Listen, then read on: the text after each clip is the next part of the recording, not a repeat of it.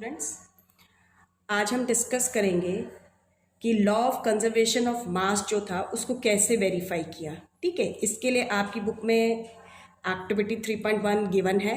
ठीक है, तो वेरीफाई करने के लिए वो कहता है कि हमारे को उसने कुछ सेट्स दिए, ये एक्स एंड वाई में कुछ सेट्स हैं केमिकल्स के। पहले सेट में उसने कहा है आप कॉपर सल्फेट और सोडियम कार्बोनेट लें, या बेरियम क्लोराइड या सोडियम सल्फेट लें, या लेड नाइट्रेट और सोडियम क्लोराइड। ठीक है, तो आपकी बुक में उसने एक्टिविटी में आप देख रहे हैं, जैसे उसने कहा है कि आप ये सेट्स लीजिए। उसने कहा कि आपने इनका 5% सोल्यूशन बनाना है, यानी कि हम इनमें से जो भी सेट, अगर फर्स्ट सेट ले रहे हैं तो हम इनको वाटर में डिसॉल्व करके इनका सोल्यूशंस बनाएंगे। ठीक है, ऐसे ही अगर आप सेकंड पेयर लेना चाहें तो हम सेकंड पेयर का सोल्यूशन बनाएंगे, और थर्ड पेयर लेना चाहते हैं तो थर्ड पेयर का सोल्यूशन लेंगे। ठीक है, और हम क्या करेंगे फिर, ये जो है एक कोनिकल फ्लास्क है, कोन शेप की, इसलिए हम इसे कोनिकल फ्लास्क कहते हैं। हम इस कोनिकल फ्लास्क के अंदर जो भी हमने पेयर सेलेक्ट किया है, सपोज फर्स्ट पेयर ही हम मान लेते हैं हमने लिया है, इसका सोल्यूशन बनाया है। आगे बात समझ में, हम थोड़ा सा जो सोल्यूशन है, यानी कि हमने फर्स्ट पेयर जो लिया है उसका एक्वस सोल्यूशन हम, यानी कि सोडियम कार्बोनेट का सोल्यूशन हम कोनिकल फ्लास्क में लेंगे। ठीक है, और कुछ सोल्यूशन यानी कि कॉपर सल्फेट का वो हम इस छोटी सी इग्निशन ट्यूब में लेंगे। आगे बात समझ में, हमने इस इग्निशन ट्यूब को थ्रेड से बांधकर हैंग कर दिया है। और हमें क्या ध्यान रखना है कि ये जो सोल्यूशंस हमने लिए हैं ये दोनों मिक्स ना हुए आपस में। और उसके बाद उसने कहा कि आप इस पे ये कॉर्क लगा दीजिए। आ गई बात समझ में? तो दिस इज एक्सपेरिमेंटल सेटअप, लेकिन अब इस पे ध्यान दीजिए उसने क्या क्या पूछा है। ठीक है, वो कहता है, उसने कहा पहला, way the flask with its contents carefully. आपने जो फ्लास्क में हमने जो भी कंटेंट्स लिए हैं उनको वे करना है। ठीक है, और हम राइट डाउन कर लेंगे कि कितना वे किया। अब उसने कहा now tilt and swirl the flask, यानी आप कोनिकल फ्लास्क को टिल्ट यानी थोड़ा सा झुकाएंगे और उसके बाद घुमा देंगे। किस तरीके से? So that the solutions x and y get mixed, दोनों मिक्स हो जाए सोल्यूशन एंड वे अगेन। और उसके बाद भी आपने उसको क्या करना है, वे करना है, वो ये कहता है। ठीक है, यानी आपने वापस से उसका वजन नापना है, वेइंग मशीन पर रख के वे कीजिएगा। ठीक है, वो उसने फिर क्वेश्चन पूछा है आपसे। अब ये क्वेश्चन ध्यान रखने के हैं, what happens in the reaction flask. जो रिएक्शन फ्लास्क थी उसके अंदर क्या हुआ, उसने ये पूछा है। आगे बात समझ में, तो हम क्या कहेंगे। अब जो पहला क्वेश्चन है, ठीक है, उसने कहा क्या क्वेश्चन है, what happens in the reaction flask. तो ध्यान रखिए रिएक्शन फ्लास्क में क्या हुआ। सबसे पहले द टू सॉल्यूशंस जो थे, the two solutions they mix, वो मिक्स हो गए, and a chemical reaction has taken place, chemical reaction हुई। आगे बात समझ में, वो कहता है कि नेक्स्ट उसमें, do you think that a chemical reaction has taken place. वो उसने पूछा कि क्या आप सोचते हैं कि केमिकल रिएक्शन होगी। Yes, a chemical reaction has taken place. क्या हुआ, हमने जैसे हम के बात कर रहे थे कि हमने पहला सोल्यूशन लिया है। ठीक है, अगर हमने ये वाला सोल्यूशन लिया, कॉपर सल्फेट सोल्यूशन लिया, ठीक है, तो कॉपर सल्फेट सोल्यूशन पानी में बनाया हुआ है, तो CuSO4 सोल्यूशंस जो बनते हैं हम AQ से रिप्रेजेंट करते हैं, वाटर सोल्यूशंस को ध्यान रखिएगा, प्लस सोडियम कार्बोनेट का सोल्यूशन लिया है हमने। आगे बात समझ में, तो क्या हुआ, एक रिएक्शन हो गई। रिएक्शन हुई तो क्या हुआ, हमें जो रिएक्शन थी उसके अंदर आपके दो प्रोडक्ट्स फॉर्म हुए, एक कैल्शियम कार्बोनेट और एक सोडियम सल्फेट, ये हुआ। आ गई बात समझ में, यानी कि जब ये दोनों सोल्यूशन आपस में मिक्स हुए तो क्या हुआ कि एक सॉलिड सब्सटेंस सेपरेट आउट हो गया। ये जो सॉलिड सब्सटेंस सेपरेट आउट हुआ ये कॉपर कार्बोनेट था। जो सॉलिड सब्सटेंस आपका सेपरेट आउट हुआ ठीक है, इसको हम प्रेसिपिटेट कहते हैं। ये मैंने आपको सेकंड चैप्टर में थोड़ा सा बताया भी है। जैसे कि हम दूध फाड़ते हैं, ठीक है, जब दूध फटता है पनीर बनाते हैं तो आप देखते हैं कि लिक्विड अलग हो जाता है, सॉलिड मटेरियल अलग से बाहर निकल आता है। उसी तरीके से प्रेसिपिटेट बनते हैं, ठीक है। और जो लिक्विड रह जाता है तो उसी तरीके से जो सोल्यूशन बच गया वो किसका था, सोडियम सल्फेट का। इसी तरीके से मान लो अगर हम बेरियम क्लोराइड और सोडियम सल्फेट का सोल्यूशन लेते तो हमारे पास क्या होता, बेरियम क्लोराइड का सोल्यूशन लिया हमने, ठीक है, हमने लिया सोडियम सल्फेट का सोल्यूशन, ठीक है। तो क्या हो रही है, रिएक्शंस, ये आपस में रिएक्ट कर रहे हैं। तो हमारे पास इसमें केस में भी क्या हुआ, एक सॉलिड सब्सटेंस सेपरेट आउट हुआ, वो बेरियम सल्फेट था, और हमारा एक जो दूसरा प्रोडक्ट था वो सोल्यूशन में रहा, दैट इज सोडियम क्लोराइड। आ गई बात समझ में, वो सोडियम क्लोराइड था। तो यहाँ पर हम देख क्या था, copper sulphate solution, sodium carbonate solution. तो यहाँ पे क्या बना, कॉपर कार्बोनेट, सोडियम सल्फेट। ये बेरियम क्लोराइड सोल्यूशन है, सोडियम सल्फेट सोल्यूशन लिया, तो हमारा प्रोडक्ट जो बन रहे हैं वो क्या थे, बेरियम सल्फेट और सोडियम क्लोराइड। अगर सपोज करो हम ये वाला सोल्यूशन लेते, कौन सा, लेड नाइट्रेट, ठीक है, ये आपका फर्स्ट के लिए है रिएक्शन, ये सेकंड के लिए है, this is for third mixture, यानी lead nitrate, PbNO3 whole twice, इसका सोल्यूशन, प्लस में हम ले रहे हैं सोडियम क्लोराइड का सोल्यूशन। तो व्हाट हैपन्स, ठीक है, तो हमने क्या देखा, यहाँ भी एक सॉलिड सब्सटेंस सेपरेट आउट हो गया। ध्यान रखिए ये भी प्रेसिपिटेट है। आ गई बात समझ में, PPT, हम शॉर्ट फॉर्म में PPT लिखते हैं। यहाँ पर बेरियम क्लोराइड आपका बनेगा, ये भी सॉलिड स्टेट, इसके भी प्रेसिपिटेट बनेंगे आपके, और प्लस में आपका यहाँ पर जो होएगा, जो दूसरा सब्सटेंस सोल्यूशन में रहेगा वो सोडियम नाइट्रेट है, वो सोल्यूशन में रहेगा। आ गई बात समझ में, ये ध्यान रखिएगा। ये मैं बैलेंस्ड इक्वेशन लिख रही हूँ, बैलेंसिंग आप लोग हाई क्लासेस में सीखेंगे। तो यहाँ पर हम क्या देख रहे हैं कि उसने जो पूछा what happens in the reaction flask, की रिएक्शंस हुई, और हमें क्या मिल रहा है, हमें कैसे पता चला कि रिएक्शन हुई है, क्योंकि हम देख रहे हैं सब में कोई सॉलिड सब्सटेंस सेपरेट आउट हो रहा है, इस वजह से। फिर उसने क्वेश्चन पूछा है, why should we put a cork on the mouth of the flask. Interesting, कि हमने कॉर्क को क्यों लगाया, ठीक है, why we have put the cork, cork किस लिए यूज हुई है, ठीक है, वाई कॉर्क इज यूज। तो इसका कारण ये था कि जब आपके हमने क्या किया था, कोनिकल फ्लास्क को टिल्ट किया, थोड़ा सा झुकाया और उसके बाद घुमाया, तो क्या हो सकता है, ड्यूरिंग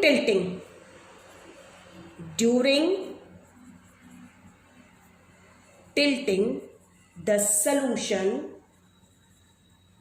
में स्प्लैश्ड, यानी बाहर स्प्लैश आउट हो सकता है, बाहर छलक सकता है, गिर सकता है आपके ऊपर, ठीक है। आ गई बात समझ में, झुकाने से।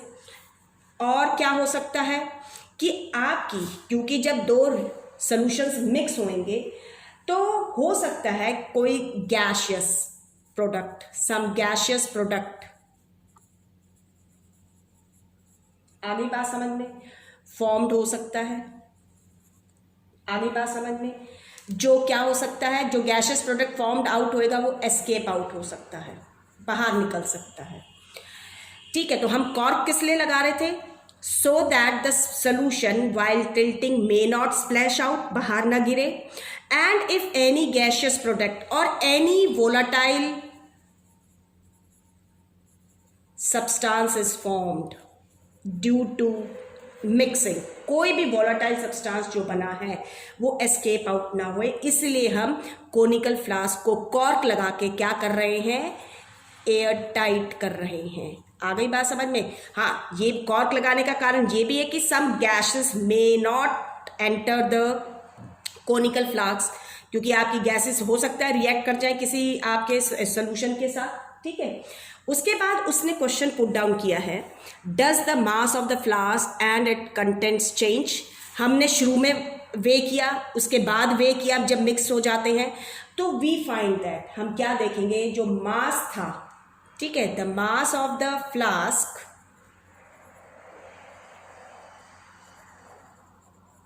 फ्लास्क एंड इट्स कंटेंट्स, और जो उसके कंटेंट्स थे, आगे बात समझ में, डज नॉट चेंज, वो चेंज नहीं हुए, ये ध्यान रखिए।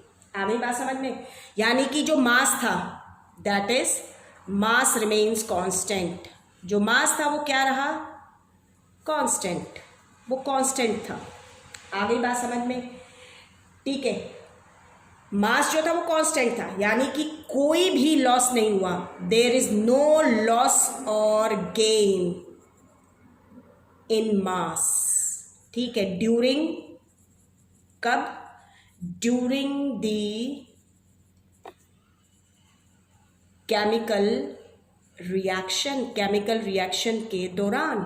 आगे बात समझ में, जो मास था इट रिमेन्स कांस्टेंट, अभी बताया मास जो था वो कांस्टेंट था ड्यूरिंग द केमिकल रिएक्शन। इसका मतलब जो मैटर था ना तो वो क्रिएट हुआ ना ही डिस्ट्रॉयड हुआ। इसका मतलब क्या हुआ कि केमिकल रिएक्शन के दौरान, इन केमिकल रिएक्शन जो मैटर था, matter is neither created nor destroyed, ना ही क्रिएट हुआ ना ही डिस्ट्रॉयड हुआ। आगे बात समझ में, लेकिन इट मे चेंज, ठीक है, लेकिन वो क्या हो सकता है, but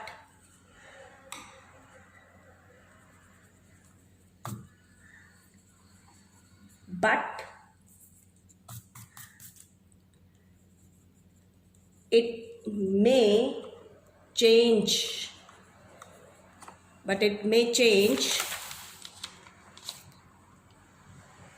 from, it may change from one form to another due to rearrangement of the atoms, you can say, ठीक है, एटम्स भी हो सकते हैं और आयंस भी हो सकते हैं, ठीक है। ये सब आप अभी जब हम पढ़ेंगे तो और डिटेल में आपको क्लियर होता जाएगा। अब यहाँ देखिए, हमारी रिएक्शंस थी, तो ये एक सब्सटेंस था, ये एक सब्सटेंस था, ये चेंज हो गया, ठीक है, हमारे पास एक नया सब्सटेंस बन गया कॉपर कार्बोनेट, एक नया सब्सटेंस बन गया Na2SO4 यानी सोडियम सल्फेट, ठीक है। अब ये जो नए सब्सटेंस बने हैं आप देख रहे हैं, इनमें से यहाँ पर भी जो रिएक्टेंट है, कॉपर के एटम है, सल्फर का एटम है, ऑक्सीजन के एटम है, सोडियम के एटम है, कार्बन के हैं, वही ऑक्सीजन के हैं, ठीक है। तो कोई भी जो एटम था किसी भी सब्सटेंस का, वो ना तो डिस्ट्रॉय हुआ, खत्म हुआ, ना ही कोई नया रीअपियर हुआ। प्रोडक्ट साइड में आप देखेंगे तो कॉपर के एटम भी हैं, कार्बन के हैं, ऑक्सीजन के हैं, सोडियम के हैं, सल्फर के, जो आपके रिएक्टेंट में प्रेजेंट थे, कोई भी नया नहीं बना है। आगे बात में सिर्फ क्या हुआ है, रीअरेंजमेंट हुई है एटम्स की भी। कॉपर पहले सल्फर और ऑक्सीजन के साथ जुड़ा हुआ था, अब प्रोडक्ट में आप देख रहे हैं कॉपर जो है वो कार्बन और ऑक्सीजन के साथ जुड़ रहा है, कॉपर कार्बोनेट बन रहा है। सोडियम कार्बोनेट के साथ जुड़ा हुआ था यहाँ पर, अब प्रोडक्ट में सोडियम जो है वो सल्फेट के साथ जुड़ गया है। आगे बात समझ में, तो केमिकल रिएक्शंस के दौरान ध्यान रखिए, जो स्मॉलेस्ट पार्टिकल है मैटर का, वो ना तो क्रिएट होता है ना ही डिस्ट्रॉयड होता है। आगे बात समझ में, सिर्फ जो एटम्स होती हैं उनकी रीअरेंजमेंट की वजह से नए फॉर्म क्रिएट हो जाती है मैटर की। आगे बात समझ में, तो this verifies the law of conservation of mass, ये आपका वेरीफाई करता है law of conservation of mass को, ठीक है। Now we talk about the second law, जो सेकेंड लॉ आपके सिलेबस में आप लोगों ने करना है, that is law of constant composition और कांस्टेंट प्रपोर्शन, यू कैन से,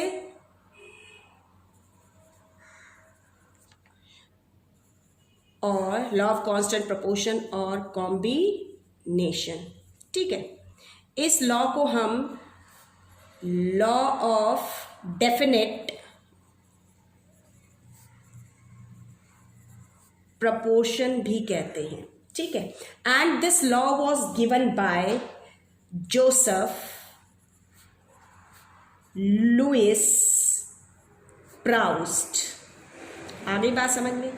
ये जो थे जोसेफ लुइस प्राउस्ट, इन्होंने इस लॉ को डिफाइन किया था, ठीक है, इन 1799 में। आगे बात समझ में। जो लॉ ऑफ कंजर्वेशन ऑफ मास था वो एंटोइन एल लेवोज़ॉयर ने दिया था, ठीक है, जो एक फ्रेंच केमिस्ट थे। 1774 में इन्होंने 1799 में इस लॉ को डिस्क्राइब किया। अकॉर्डिंग टू दिस लॉ, ठीक है, इस लॉ के हिसाब से क्या है, अकॉर्डिंग टू दिस लॉ, इस लॉ के मुताबिक a pure compound always contain the same elements which are always a pure compound contain the same elements which are always present in definite proportion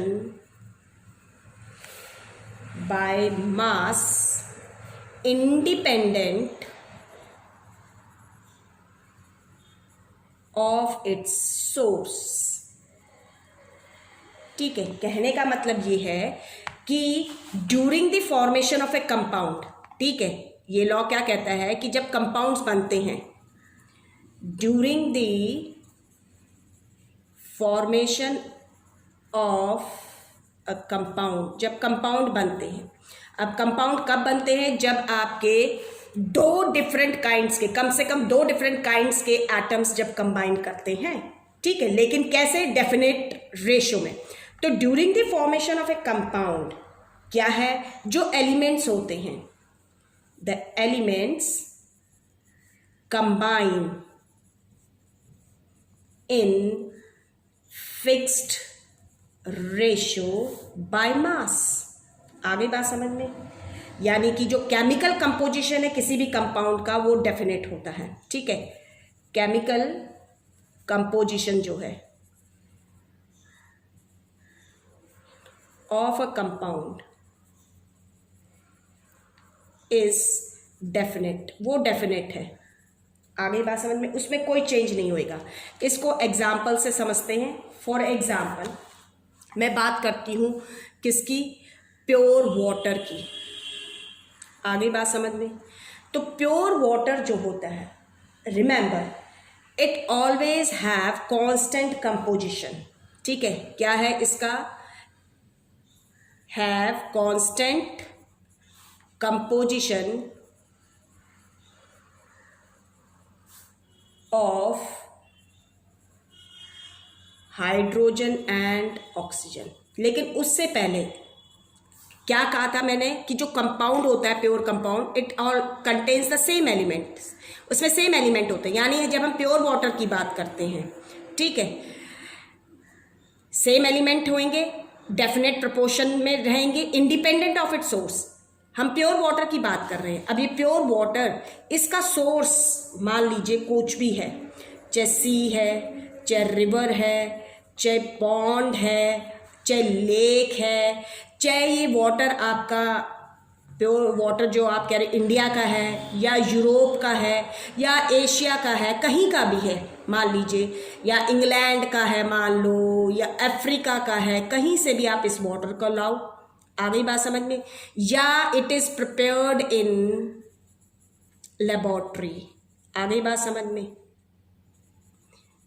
आपका source कुछ भी है इस pure water का, सबसे पहले it always have the same elements, इसमें same elements होंगे जिससे ये बनेगा, और वो कौन से होंगे, हाइड्रोजन एंड ऑक्सीजन, ठीक है। आगे बात समझ में। उसके बाद मैंने कहा कांस्टेंट कंपोजिशन होएगी, ठीक है, यानी कि कांस्टेंट कंपोजिशन का मतलब क्या है, it always have hydrogen and oxygen ratio कितनी होएगी? 1:8 बाय मास। आ गई बात समझ में? यानी कि जो वाटर है आपका, जिसे हम H2O कहते हैं, इसके अंदर हाइड्रोजन और ऑक्सीजन एलिमेंट्स से ही ये बनेगा, ठीक है। लेकिन हाइड्रोजन और ऑक्सीजन एलिमेंट जो वाटर के अंदर प्रेजेंट होंगे, ठीक है, वो 1:8 में प्रेजेंट होंगे। आगे बात समझ में? बाय मास, ठीक है। इसी तरीके से हम देखते हैं कार्बन डाइऑक्साइड है। सिमिलरली अगर आप कार्बन डाइऑक्साइड को देखते हैं, ठीक है, जो कार्बन डाइऑक्साइड है, it can be obtained in many ways. हम इसे बहुत सारे तरीकों से ऑब्टेन कर सकते हैं, जैसे कि बाय बर्निंग कोल, या आप फ्यूल कह सकते, किसी भी फ्यूल की बर्निंग से। आगे बात समझ में? आप बाय हीटिंग लाइमस्टोन, आप लाइमस्टोन को हीट कीजिए। लाइमस्टोन होता है कैल्शियम कार्बोनेट CaCO3, ठीक है। कैल्शियम कार्बोनेट को हीट कीजिए, ठीक है, आपको कार्बन डाइऑक्साइड मिलेगी। आपका जब हम ट्रीट करते हैं, हम by treating carbonates and hydrogen carbonates. आ गई बात समझ में? किसके साथ? एसिड के साथ। वी गेट हमें क्या मिलती है? कार्बन डाइऑक्साइड मिलती है, gas. Even during respiration carbon dioxide gas is released. ध्यान रखिए, हम रिस्पायर कर रहे हैं, रेस्पिरेशन दौरान भी कार्बन डाइऑक्साइड। अब आप कि कोई भी केस है आपका जो कार्बन डाइऑक्साइड है, आगे बात समझ में? It is composed of elements, it is composed of elements carbon and oxygen, ठीक है। आगे बात समझ में? कार्बन और ऑक्सीजन की बनी होगी, इन दो एलिमेंट्स की, जो कि प्रेजेंट होंगे कार्बन डाइऑक्साइड के अंदर। कार्बन और ऑक्सीजन एलिमेंट प्रेजेंट होंगे and they are always present in a fixed, हम क्या कह रहे हैं, कांस्टेंट कंपोजिशन, फिक्स्ड रेशो। ये रेशो होती है 3:8 बाय मास। आ गई बात समझ में? कैसे? जो कार्बन का एक एटम, यानी जब कार्बन डाइऑक्साइड बन रही है तो एक कार्बन एटम जो है वो 2 ऑक्सीजन एटम के साथ जुड़ रहा है। वाटर के केस में क्या है? 2 हाइड्रोजन एटम ऑक्सीजन के साथ जुड़ेंगे। आ गई बात समझ में? ये नहीं है कि हम कह दें कि HO2 है तो वाटर बन जाएगा, नो। आ गई बात समझ में? इसी तरीके से अगर हम सोचे CO या C2O, तो these are not carbon dioxide, ये कार्बन डाइऑक्साइड नहीं है। कार्बन डाइऑक्साइड के अंदर क्या होगा? 1 atom of carbon, it is combining with 2 atoms. Similarly 2 hydrogen atoms they combine only with oxygen. और मास रेशो जब निकालेंगे, ठीक है, जैसे वाटर है आपकी, हम कह रहे हैं 1:8 मीन्स 1:8 का मतलब क्या है कि एक एटम जो होता है हाइड्रोजन का, उसका मास 1 ग्राम होता है, तो यहाँ पे 2 है, तो कितना हो गया? 2 1 जा 2। आ गई बात समझ में?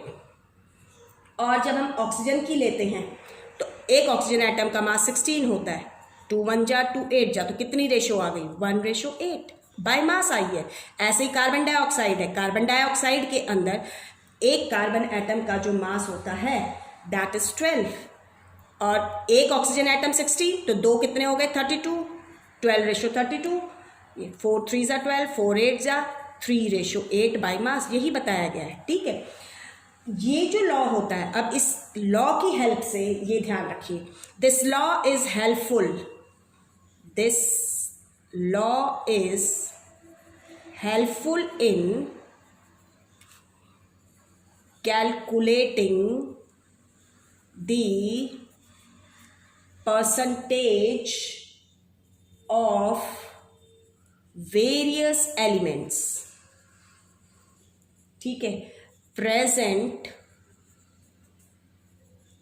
in the given amount of the compound।